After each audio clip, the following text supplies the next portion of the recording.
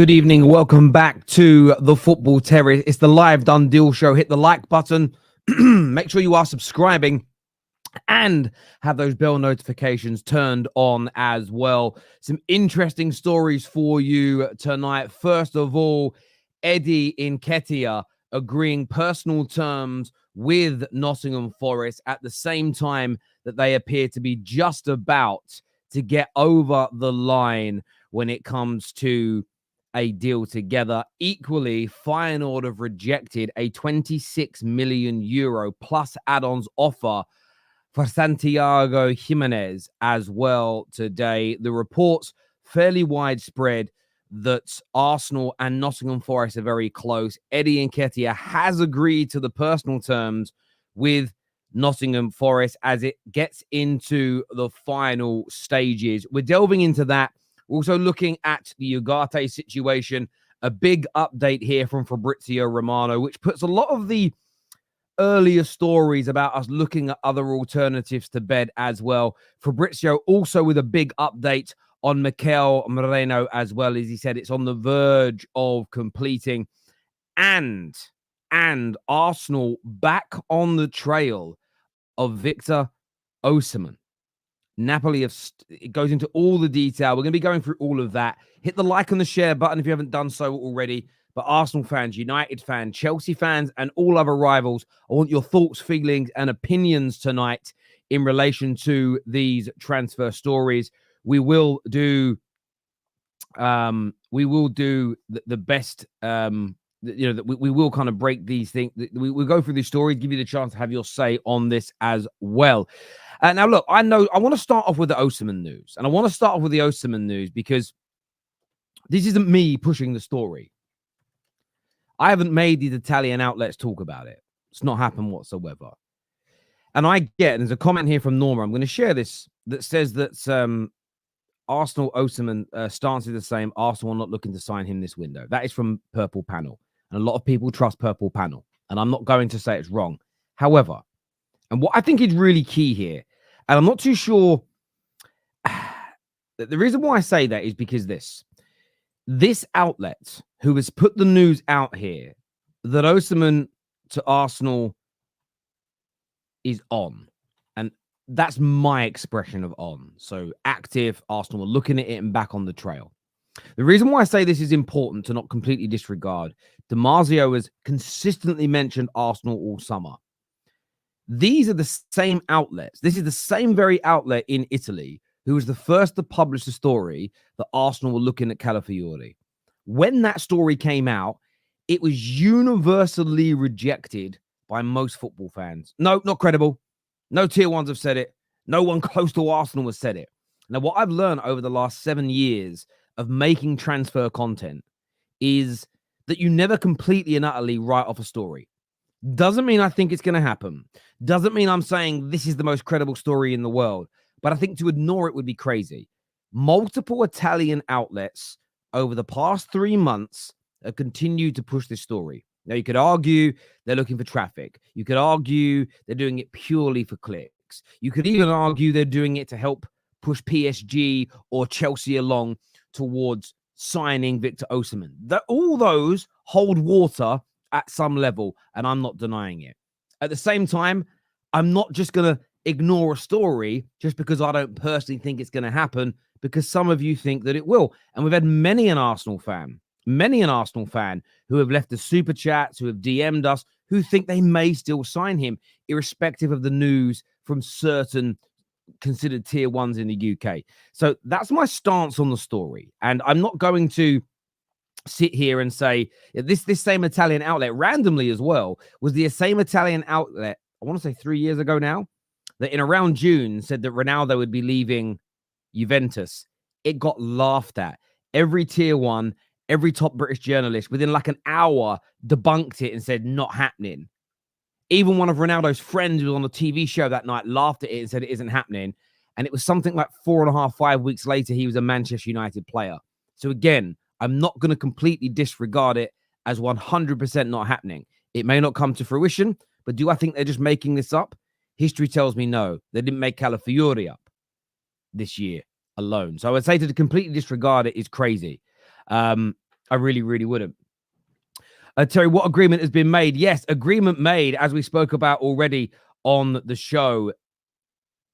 Eddie Nketiah, full agreement on personal terms with Nottingham Forest. And the big question now, it looks like this is going to happen now, Gooners. It looks as though this is going to be the deal that gets over the line. It looks as though this is going to be the deal that completes between Nottingham Forest and Arsenal. Now, sorry, I just saw a really funny story.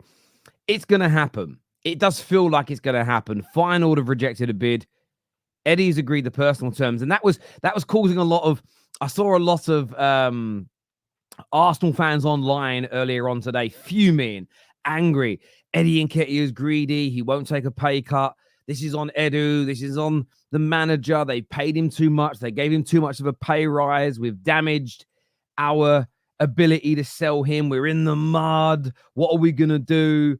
And he's now agreed personal terms. So whether he's taking a pay cut or Nottingham Forest are prepared to pay it, none of us know at this particular juncture. It doesn't matter either way. He has agreed to leave Arsenal. Arsenal and Nottingham Forest are very, very close to getting this done.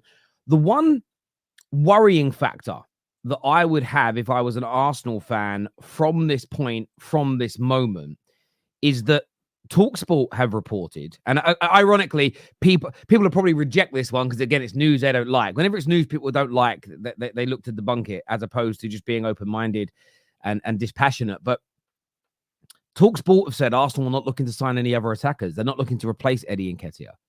Now, I don't believe that one. Doesn't mean I'm not going to report on it. It means I'm going to say, I just can't imagine. I can't imagine Arsenal Football Club, I'll say it bluntly, being that stupid. I don't think Arsenal Football Club would be that stupid. Genuinely. I don't think they would allow it. Eddie is not a great player. He's a good player. He's not a great player. I cannot fathom, I cannot imagine Arsenal letting him go and nothing else happening. That'd be weird to me. Rick here actually says that he believes it.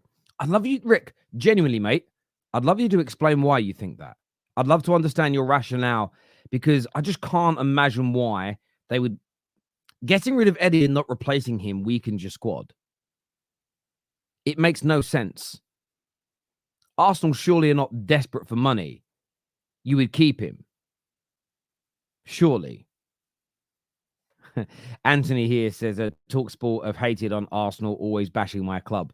What do you make, Anthony, of the Italian outlets, though, saying that you're now going to go for Osimhen? This is what I love about football fans, and this is not a dig at anybody that agrees or disagrees with stories. I just want to know your logic behind it. Mine's always simple. I have my own personal opinion, but I remain objective from the stories. I report on them, I put them out there. People can give their views and their opinions. And the irony will be this. If Ornstein in 2 days' time says Arsenal are in for Osimhen, I guarantee you all I hear is Ornstein bomber, Ornstein bomber, Ornstein bomber. No one's going to come back and find this report and go, fucking hell, they were right. What will happen is in a year's time, this Italian outlet, who according to Italians I've spoken to today, second biggest sports organization in Italy, in a year's time, they'll put another story out and everyone will go, shit sauce, don't believe it. That is typically the way it happens. So, yeah, I'd love to get your thoughts on that, but I can't imagine Arsenal not replacing Eddie Nketiah. That seems strange to me. Don't personally believe that story. Anthony here says, honestly, I trust my management team at my club. For the last 5 years, they've done a good job. Maybe 2 or 3 failed signings. Most of your big signings have been a success. And I think that's what's really key for Arsenal. Some of the youngsters and some of the much cheaper options have not really flourished. But the vast majority of your major signings that you've put big money behind the fees, big money behind their wages, they've all been a relative success. Ornstein bomber, Liverpool done out here. There we go. King here says, I would wait out for Isak in January. Jesus and Havertz can hold it down till then. Do you know what, King Peter? That's fair logic. So obviously your logic's in your head where you think you can get that done in January. So if your world comes to fruition and you can get Isak in January, and you're not a big fan of Osimhen, then that makes sense. I'm not sure. Again, the problem with your logic, though, is this. If Newcastle are doing really, really well and they're not in any financial situation problems, you may not be able to get him in January. That's the flaw, in my opinion, within your logic. This here says, I believe it as well. The fact that Edu said we will not be disappointed and will make us excited. Something will happen at the end of the transfer window, and he knows almost all Arsenal fans want a striker. Well, this is the thing. I don't personally think it will happen. I think if you're going to sign a striker, it's more likely to be Victor Ugarte, not Victor Osimhen. But I don't believe that you're going to sell Nketiah. That looks like it's happening, and nobody else is coming in. That for me is crazy. And Fizz here that says, is Terry pulling our legs with the Victor news? No, put it up on the... Listen, I'm not saying it's happening. Big source out of Italy, the same journalist and the same outlet who first broke the Calafiori news 3 weeks before any of the quote-unquote tier ones have said you're back on the trail. This matches the news that DiMarzio was not dropped all summer, and a number of Italian outlets have said. Now, the English press are saying absolutely no, it isn't happening. But this was exactly the same when Chelsea signed Lukaku all summer. Every British outlet, plus Fabrizio, not happening, not for sale, not happening, not for sale, not happening, not for sale, not happening. All the Italian press, it's going to happen, it's going to happen, it's going to happen, it's going to happen. And it happened. So this is what I would say. Don't be blinded by the quote-unquote tier ones. Don't be embarrassed by people shouting you down because the story isn't mainstream yet. Read them, digest them, park them. You can make your mind up and your mind can change. But I think I remember it was a Turkish outlet that broke the news that Spurs were going to sign Nuno as their manager. We went live about it. Everybody went mental at us. Why are we spreading fake news? An hour and a half later, it got announced. This is the thing. Just because you haven't heard of the outlet doesn't make it fake. I remember when there was an unknown Argentinian outlet that said that Man City was signing Julian Alvarez. I got told it's a lie. Who is this bum? Nobody knows who this 30,000 followed journalist is. Hour and a half later, there was a here we go. So I just don't disregard the lesser known outlets because they're only lesser known to us. There are certain people around the world that trust these outlets more than the ones we trust. So who the hell are we to be that arrogant, if that makes sense? And of course, people hit like buttons if you haven't done so already. Now, we're going to come back to this. We're going to open up the lines a little bit later for you to have your say as well. So stay with the Football Terrace. Big news for Man United tonight, and that is that this is a really interesting, but also for me, pleasant update from Fabrizio Romano. First of all, he's pinned it. He's pinned his Ugarte tweet from a few days ago, which nearly always means a deal is going to happen. He states here that Ugarte has always been the priority for Man United as a midfielder, despite rumours in recent weeks about United leaving talks to focus on different targets. Ugarte has always been waiting for Man United's move. Negotiations continue between the clubs. Ugarte has no doubt. And what's really intriguing about this for me, I think it proves a lot of us that had that thought process of, we haven't pulled out of the Ugarte deal. I don't think we were seriously interested in Sanderbergs and Fofanas or anybody else at this particular point. It was all about not ensuring that we're not paying well over the odds. And we've got about £10 million off the original asking price. Some reports today have suggested we're going to pay the 51 million or 60 million euros, which is sort of the level that PSG wouldn't go below. We were trying to get it to around 8 million less. And we may end up losing out on those negotiations. So slightly paying over the club's level that we wanted to pay. However, I'm not overly worried or concerned about that. I just want the individual in and at Manchester United. He is without doubt a phenomenal midfield player. And when I think about our two other main midfielders of Bruno and Kobbie Mainoo, Ugarte for me is such an amazing complement to add to the three. They all have different strings to their bows. They all have a different skill set, a different sort of area that they master within the game.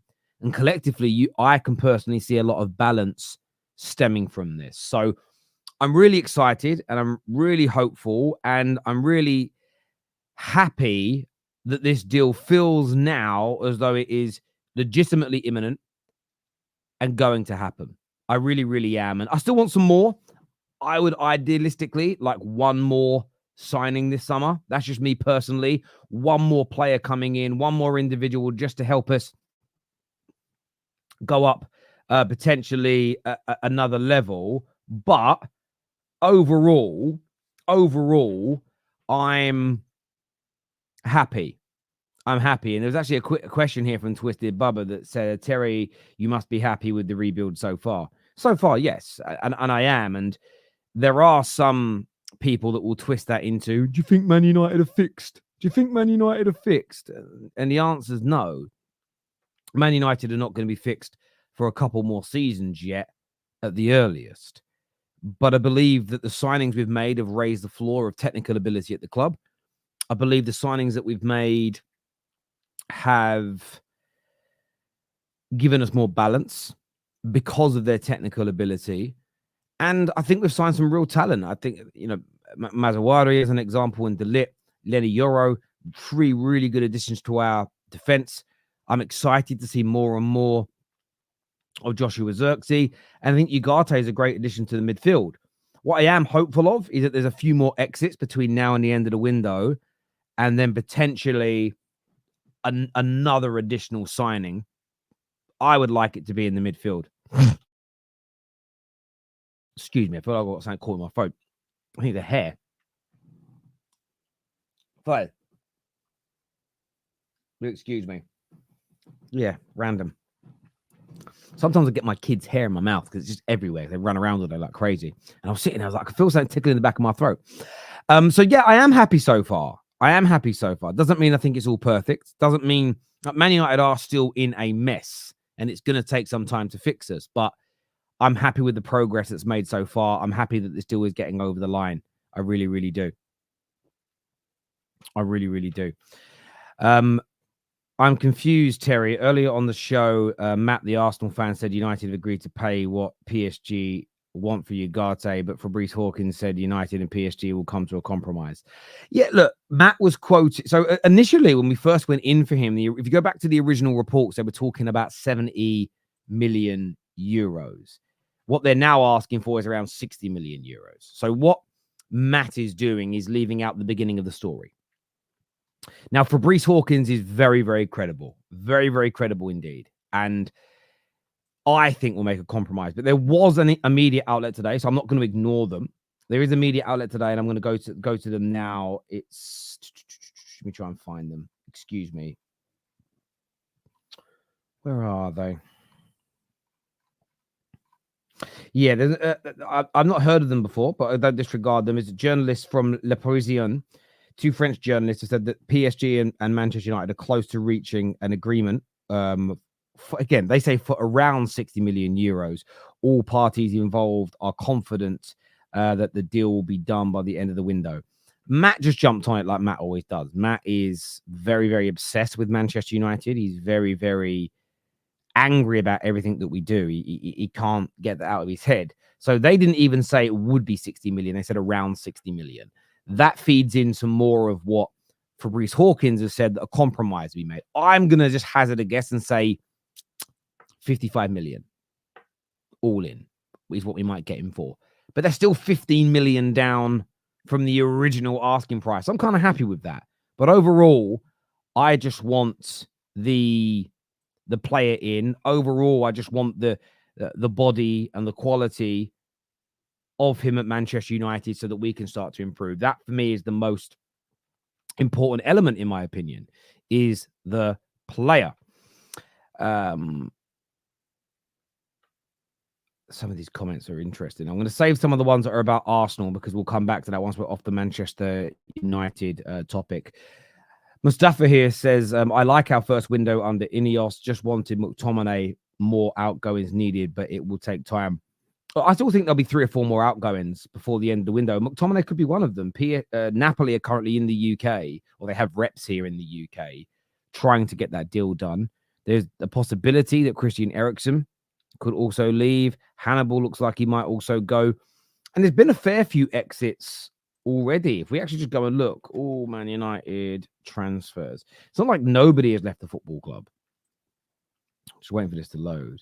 So we've seen Mason Greenwood, Wan-Bissaka, Willy Caballero leave the club, Palestri, Van der Beek, Folson. Obviously, the free transfers in Brandon Williams, Anthony Martial, Varane. So 1, 2, 3, 4, 5, 6, 7, 8, 9, 10 first-team players have left this summer. It's a hell of a lot. It's a hell of a lot of players to go. So 10 exits is a lot. So I would expect maybe another 4 or 5 more to go from that, and maybe 1 more to be purchased. Then I think it's a really good window.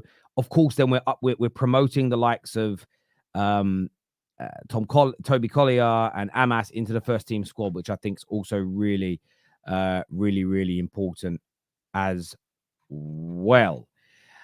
Chelsea, we're going to come back to the Osimhen stuff in a little bit. We had some of these comments a little bit earlier, but we will go through them. Terry, maybe Rabiot on a free transfer.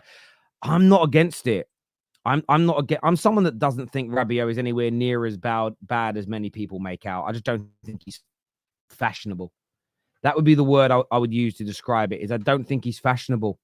And because he sort of lacks a bit of a fashionable edge, people get a little bit off-put by him.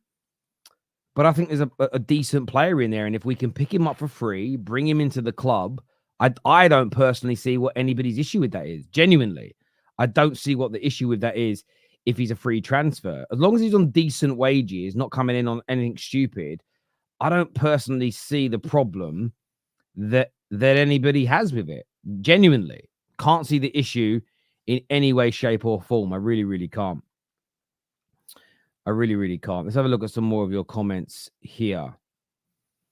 Mike here says, genuine question. If Chelsea got the same players Man United did or will do, would it still be seen as a good window for them or moving in the good direction? It honestly feels like the media is Chelsea.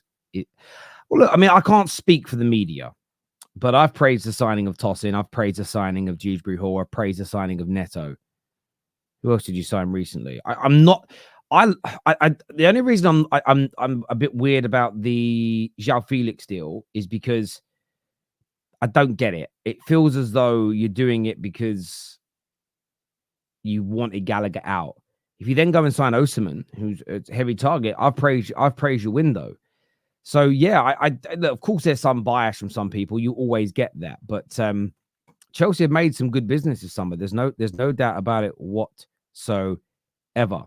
It's interesting. A lot of people are quoting the purple patch, especially Chelsea fans, stating that Arsenal are not looking to sign Osimhen this window. And I get the purple patch has said that.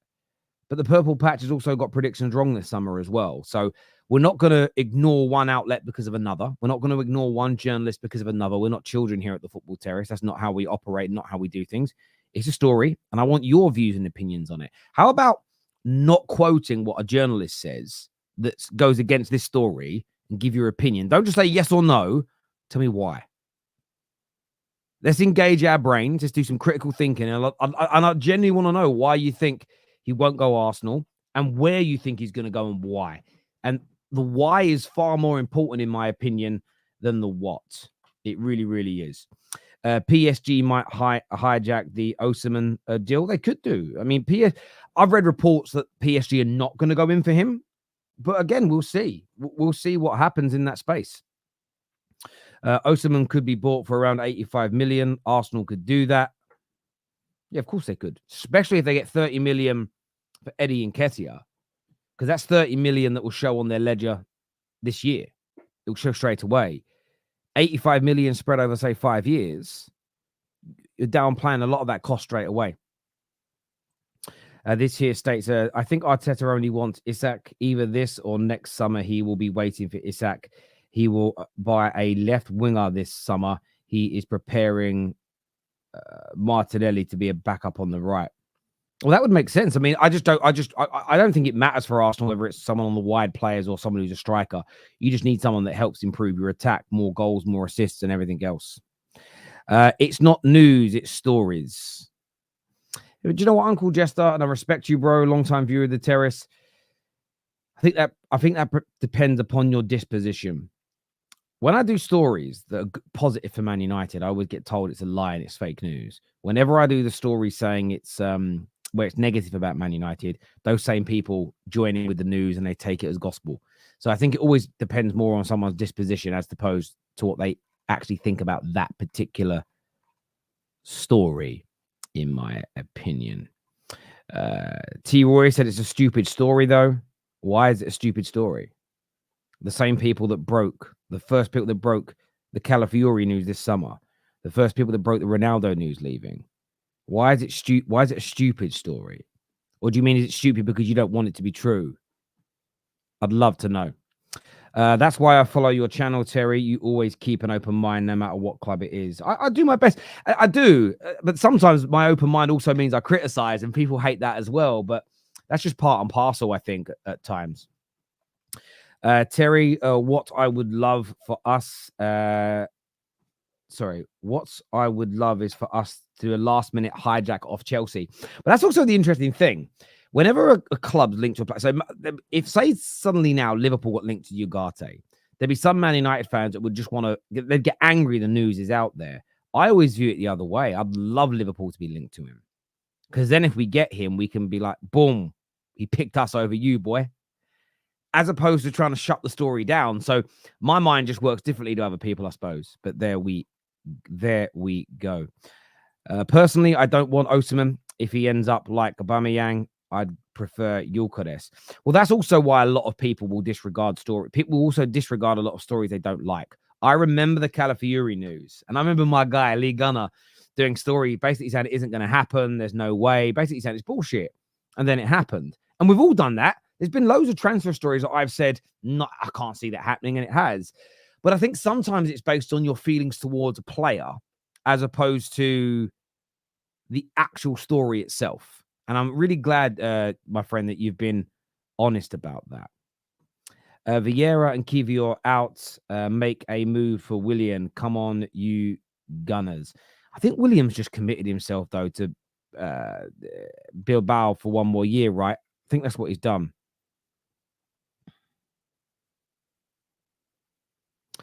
Who said Osimhen is 85 million? His clause is 120. See, this is what I would say. When you said it's a stupid story, Roy, maybe you should read more of these stupid stories. So the article goes on to talk about how they have reduced their asking price from 130 million down to about 100 million pounds. 100 million euros. 100 million euros is 85 million pounds. That's not just this particular article. Multiple UK and Italian and wider European stories, T-Roy, have very credibly reported the same news over the past few weeks. So, yeah, interesting. So interesting that you say that. Man United were offering PSG something a little bit above 50 million euros for Ugarte today. That's from the Muppeteers. Well, I hope that's true. I mean, if we end up bringing him in, Matt will be in the mud. If we end up bringing him in for somewhere in the region of 42 to 45 million pounds, that would be absolutely phenomenal business, in my very, very, very, very humble opinion. If we're bringing him in for 45 million pounds, that would be sensational. It really would. Look, I'm going to share the link for you guys to call in, to come on, to have your say. I want to hear from you all. I'm going to put it in the live chat now. 1 second, my people. I'm going to share that for you in just a few short moments because I want to hear from you. I want to get your opinions on these stories that are circulating this evening, even if some of you do think they're stupid. Oh, there we go. Let's have a little look here. Terry, I'm trying to join the show to do calls. That'd be wicked. That'd be wicked. Done deal show live calling. I'm done in capitals.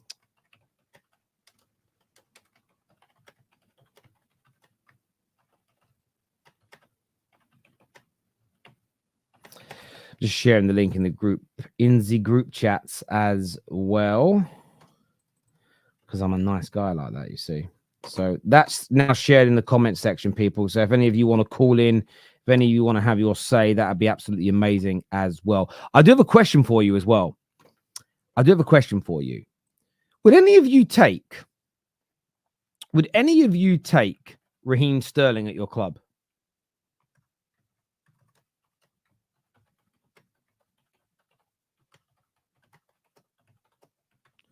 Would any of you sign him?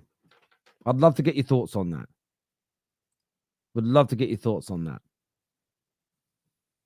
I don't know if I would, but equally, part of me is a bit like, he's been at City, he's been at Liverpool. I shouldn't.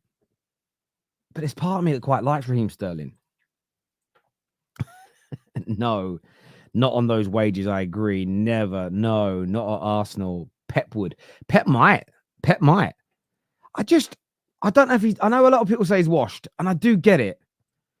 But there's part of me that feels if he goes to the right club with the right environment, he could he not turn that round? Is that not possible?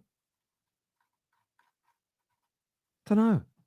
I'd love to get your views. Tevin says no, not anymore, which I understand. I don't know. Do you know what I think's going through my mind when I think about it? I think for me, it's a case of I would love to have him join Man United. And it hurt Liverpool and it hurt City and it hurt Chelsea because he delivers for us. Does that make sense? So mine's more about hopium around what it could do, as opposed to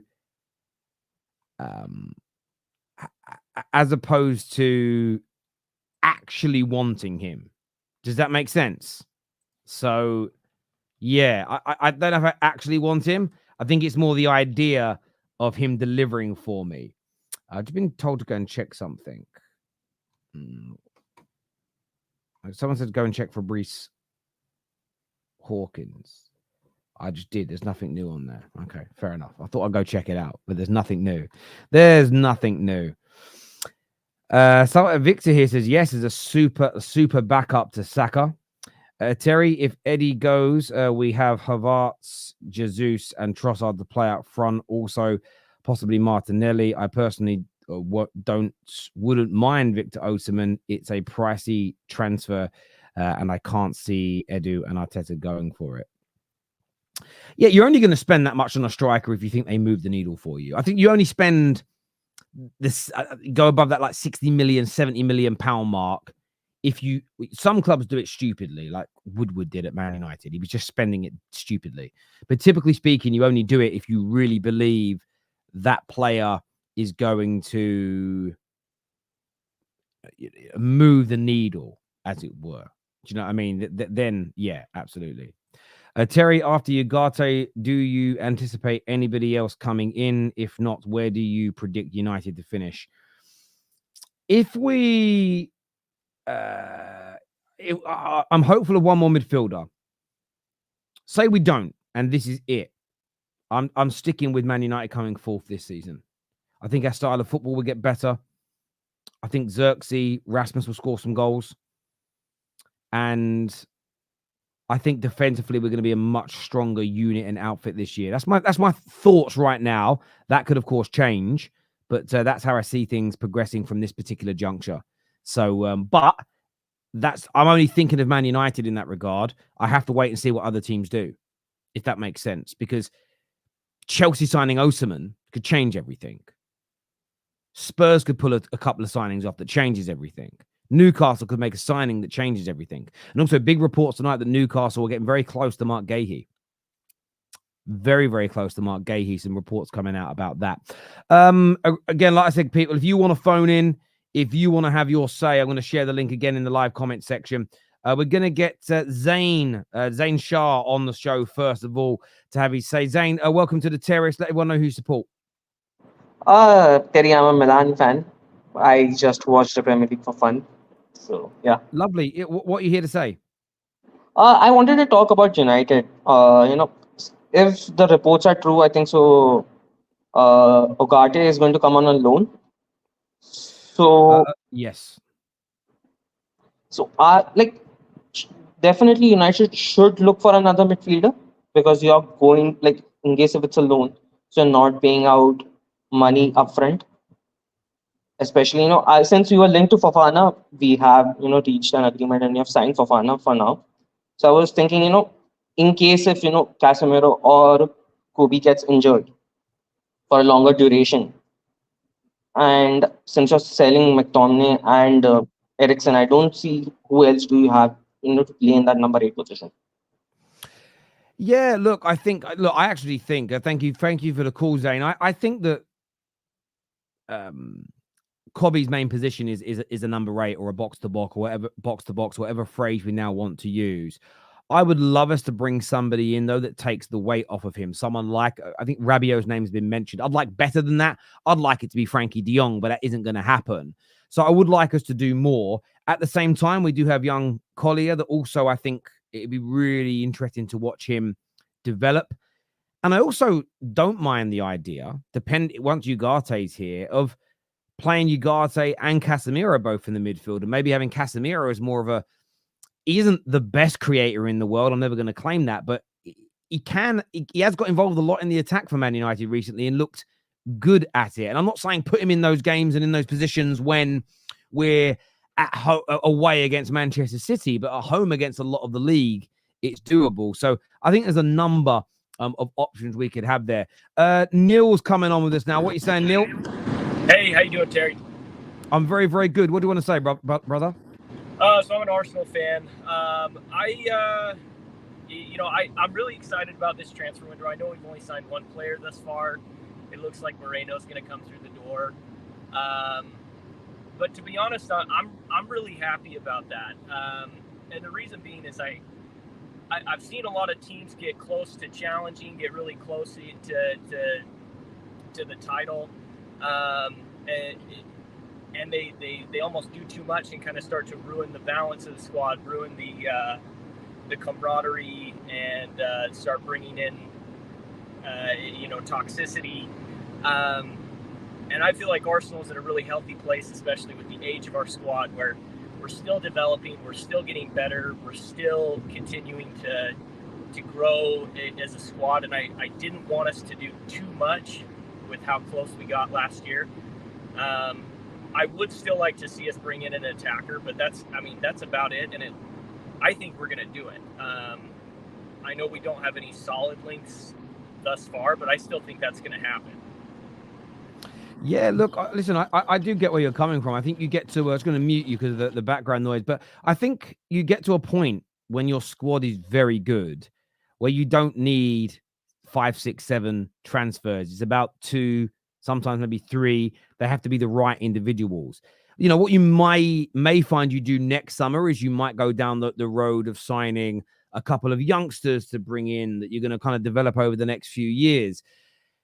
Obviously, Moreno looks like it's happening. The likes of Fabrizio and co are very, very, very, very, very certain about that. But I get you feel the way you do. Neal, look, I'll let you concentrate on your driving, mate, and we'll chat to you again soon. Top man. Thank you for calling in, bro. Thank you.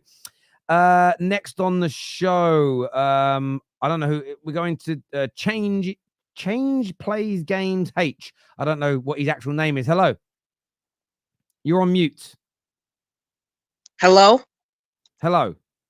Hi. I wanted to talk about Arsenal and the whole Osimhen thing. Go for it. So basically, I really think we need an attacker, and specifically like an attacker to up our game, because I think Man City just in general, like even at the start of season before they added any players and we added players, I think they had a better squad. But now that they added Gundogan and they have replacement for, not replacement, but backup for Rodri in the midfield, I think it's really dangerous. You know what I mean? And I don't know. I feel like we need to up our game and up the level, where Man City now, like I said, had a better squad than us at start, is also, upping their level. Yeah, no, I get where you're coming from. Who would be your dream signing between now and the end of the window? If I could, I don't think he's available, it'd be Isak. But that's why I said either Osimhen or Goyacus, because I know Nico Williams, we probably can't get him. I can't really think of any other wingers that would be available. Like, preferably, I'd want to get a winger, because I think Martinelli's good, but I don't think he got it anymore. So it's like, but so that's why I think a striker would be good, because I think it's just good to up. We need attackers, and we need a really good, world-class attacker specifically. I get where you're coming from, mate. Top man. And thank you for phoning in. Really appreciate it. Thank you. Hey, have a great day, man. You too. You too. Super chat here. I want to say a big thank you here to Gunny Gooner. It says, hey, Terry, this is my first ever donation to a channel ever. So first of all, thank you very much for that. He says, thank you for your work. I hope Arsenal and United will again battle for the league. I love our rivalry back in the day. Much love from Austria. So first of all, I want to say a big thank you to you for the super chat. And yeah, I do miss that rivalry. That rivalry was the first real potent one that I have deep, long-standing memories of. I remember bits and pieces in the early 90s and late 80s, but obviously I was very young then. But the Arsenal rivalry from those mid-late 90s right through the 2000s is when I grew up and became a teenager and a young adult, and some of our games were amazing. And yeah, I absolutely loved that that period. I really did. I'd love to see it return. It's my favorite rivalry, and I can't quite put my finger on why, but it certainly was my favorite rivalry. I just loved it. Absolutely loved every single part of it. I really, really did. It was great. Let's have a little look here. Oh, hang on. I'm being told to check Fab's tweet, and maybe this explains something. No, not quite. Newcastle, sorry, Nottingham Forest is on a fullback. What else am I checking? You guys tell me to check things, and there's nothing there. You told me to check for Nottingham Forest signing a fullback. Fuck me. Yeah, Pizzagate was absolutely amazing. Pizzagate was absolutely phenomenal. And that's what I mean. I think it's because that rivalry, it had everything. Great football, great managers, great players, both teams winning. Man United ended up coming out on top, but both teams winning regularly. And like the fights, it wasn't just Pizzagate. My favorite, because I'm a Man United fan, do you know what? More than beating Arsenal and stopping the invincible run, my favorite moment in that era was away at Highbury, the 4-2, with the tunnel with Roy Keane, Johnny Evans with the chip at the end. I love that game. I absolutely adored it from top to bottom, inside out. It was just phenomenal. It really was. And I think we brought the best out of each other. You know, and I think it's the best rivalry the Premier League has had. The best head-to-head rivalry the Premier League has ever seen. It really was in that regard. Like, there's been good rivalries in terms of quality of football, but I don't think anything beats that. And yeah, absolutely peak Premier League. We generally brought out the best in each other, the best and worst in each other. No other game brings out the emotion in me more than the Man United game, and I still feel like that now. To be honest with you, it's just that I've got a job where I want to be. As I love this word. I read it today. I didn't know the word, but I read it today when I was reading an article, and it said I read the word dispassionate, and I'm like, that's how I have to be sometimes in my job. Sometimes I'm overly passionate, and sometimes you've got to be dispassionate. Yeah, from a Man United point of view, the 6-1 was amazing. The 8-2 was the 8-2 was crazy. I got home that night and I saw one of my best friends in bits. He was a gooner. I was living in a house, like a house share with my mates. And I've been to Old Trafford that day, and I got home maybe about 10 o'clock at night, and he was in bits. Maybe a bit later than that, but he was in bits. And I remember I went into the kitchen and he'd stuffed all these Arsenal shirts in the bin. And it was one of those moments where I was like, because he's one of my best friends, I was like, I can't leave his shirts in the bin. So I took his shirts out the bin and like put them through the washing machine, because I was like, I can't, like, he's going to regret that in the morning. And he had loads. He must have put about 15 to 20 shirts in the bin. It was hilarious. Genuinely, it was hilarious. It really, really was. Yeah, RVP's Guard of Honor was amazing as well. Yeah, there's been loads of great, and I'm sure Arsenal fans have their moments as well. You know, they won the league at Old Trafford as an example. So many wonderful and great moments involving both our clubs. It's amazing. But look, I want to thank everybody that has tuned in this evening. I really, really do. I want to let you know we're back tomorrow with more content, including the top 6 show in the afternoon. Until next time, people, take care of yourselves. Goodbye. God bless. And I'll see you soon. Bye-bye.